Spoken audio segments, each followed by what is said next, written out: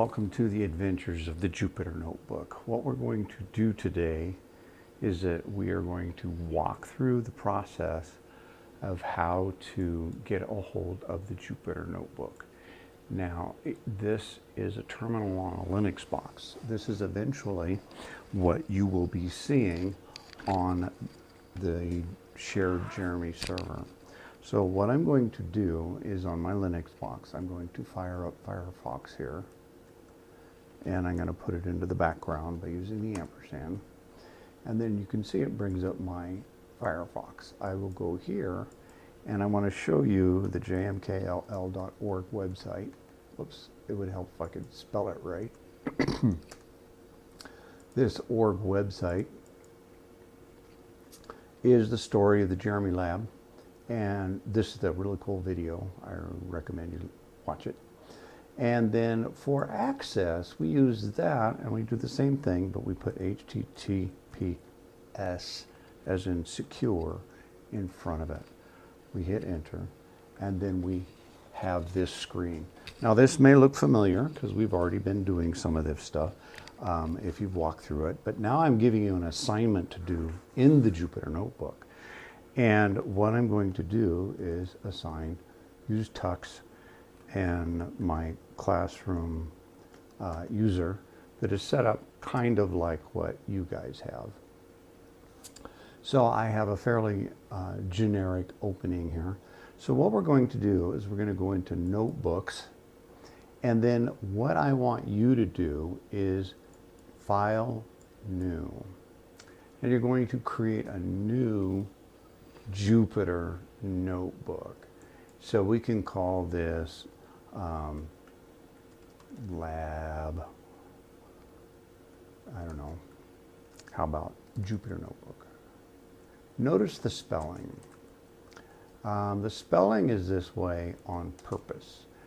J-U for Julia, P-Y for Python, and R for R programming.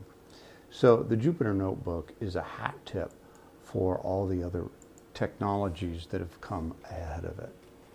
What I want you to do is write me some code. And the way we're going to do this is we're going to start with something kind of wide open.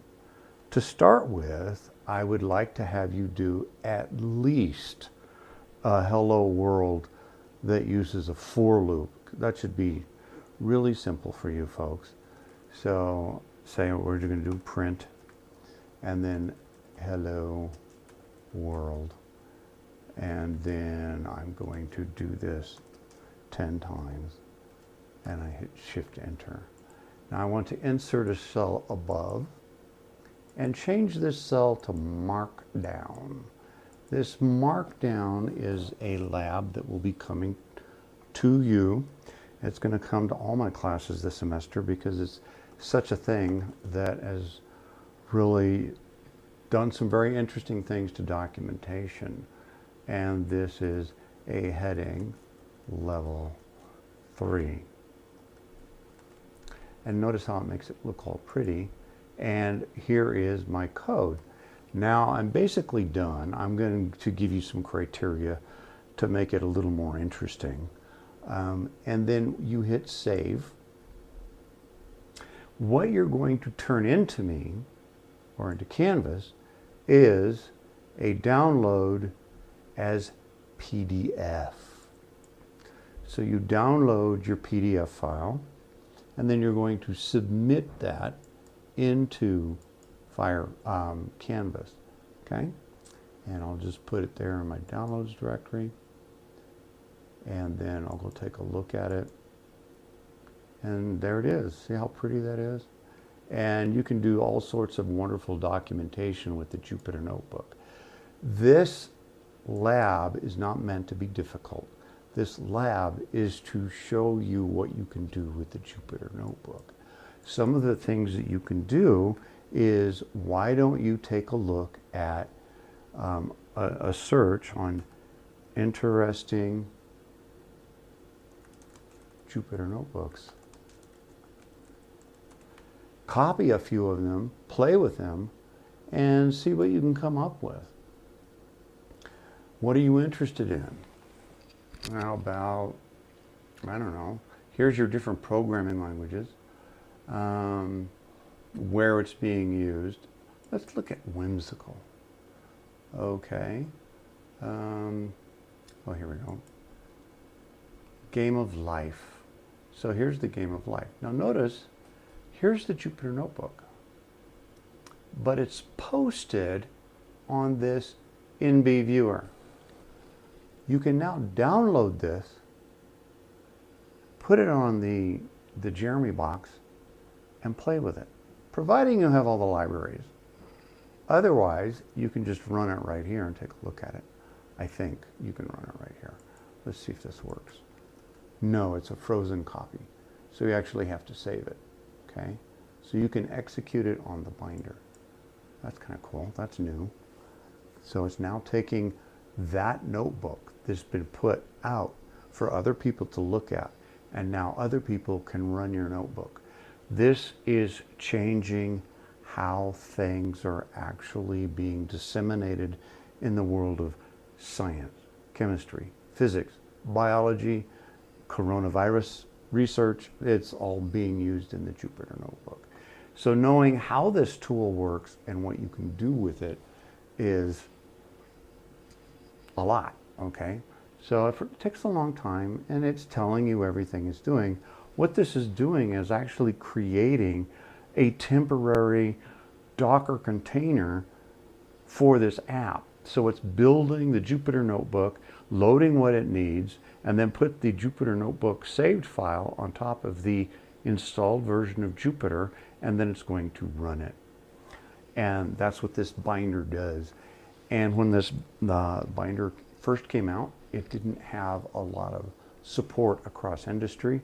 And then all of a sudden people got a great idea about it, and then all of a sudden this massive funding came in, and companies like, I don't know, JP Morgan Chase and some of these big financial companies saying, hey, this is a great way for us to follow economic trends and other such things, okay?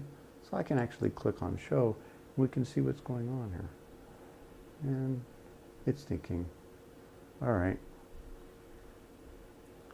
And basically have some fun with it, okay? And there it is. Notebook has been converted. It's ready to go. It's not trusted, but disabled. Notice what this says. JavaScript disabled for netbook display. So here it is, and I can't run it. Oh yeah, I can. It's giving me an error. I get an error because it doesn't have NumPy. Well, NumPy is installed on the Jeremy box. So if you download this notebook, and where is that? Save it as the IPI file. Hit save. So I'm going to put that in download. There it is. Now I go back to my notebook on the Jeremy box. Notice I'm in my directory. I click upload. I go to my download and click on modifying. Click on Game of Life, open, upload, and there it is, upload, and not trusted. That's fine. So now what I do is I do Shift Enter for each code, okay? And well, I will tell you, it will get working. I'll make it work. So I'll see what happens. I'll make this work. So you can at least do this one. I'll see what's missing. So this will work.